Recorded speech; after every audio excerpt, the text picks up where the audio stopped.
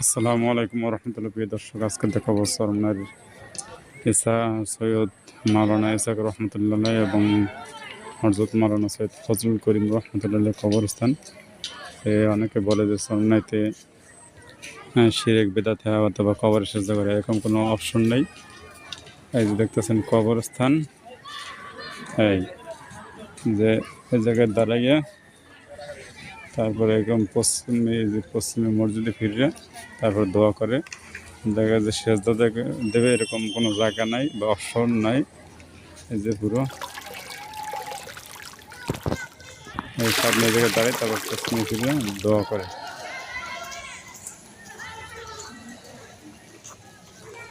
যারা সময়তে আসে না তারা না জানি না, অনেক জায়গায় এরকম বেদাতি চলে বা কবর সেজদায় তা শুনে তারপরে বলে যে তারা সময়তে আর কি এরকম সেজদা করে। কিন্তু আসে দেখে, যারা দেখছে তারা সবাই বলছে সে জায়গায় না কোনো শিরক বিদআত কিছুই নেই, সে জায়গায় সুন্দর একটা জায়গা।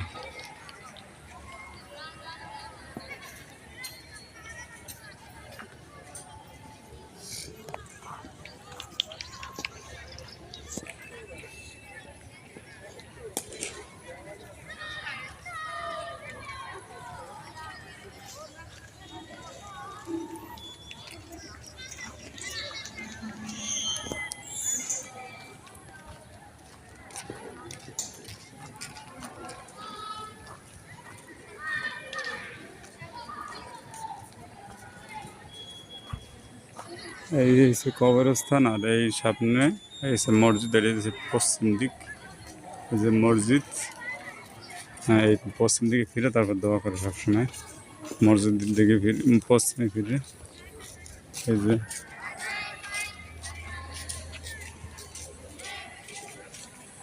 এই যে উঁচু কবর, এটা হচ্ছে সৈয়দ ইসাক মোহাম্মদ ইসাক রহমতুল্লাহ কবর। সৈয়দ ইসাক রহমতুল্লাহ কবর, এটা উঁচুটা। এই তার উপরে গাছ সুন্দর। আর এই হচ্ছে সৈয়দ ফজলুল করিম রহমতুল্লাহ কবর, আমাদের যে বর্তমান হিসেবের বাবা, তার কবর আছে এটার নিচু কোনো উঁচু নাই। এবং তার যে বর্তমান হিসেবে দাদা যে তার কবর আছে এই উঁচু কবরটি। আর অনেকগুলো কবর আছে জায়গা, তাদের এটা পারিবারিক কবরস্থান বলা চলে।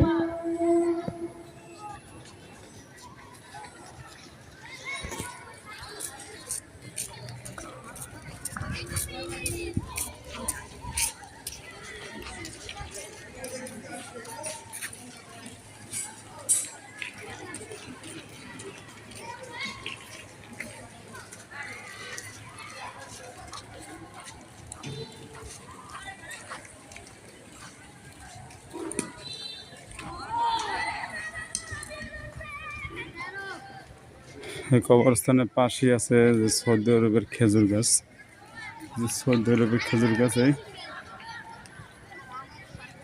তিনটে খেজুর গাছ সৌদি আরব যে আজোয়া খেজুর গাছ আছে, আজোয়া খেজুর গাছ লাগানো হয়েছে।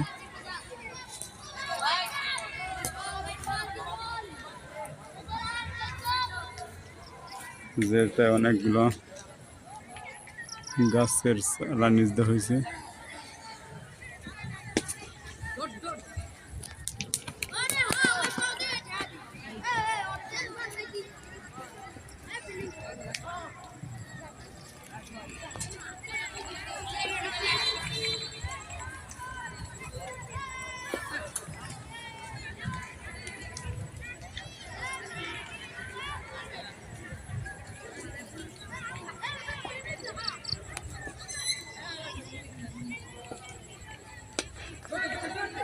পুরো কবরস্থান আছে, এই সম্পূর্ণ কি কবরস্থানটা।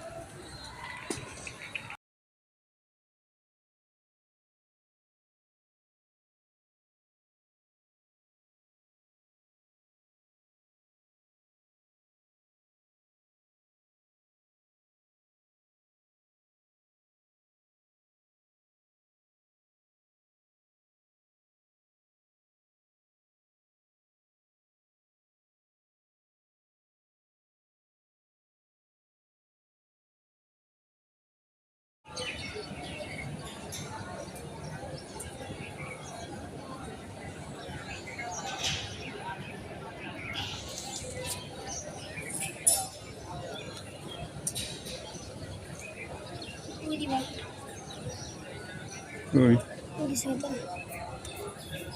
তোরা কি আর তো দেখতেছিস?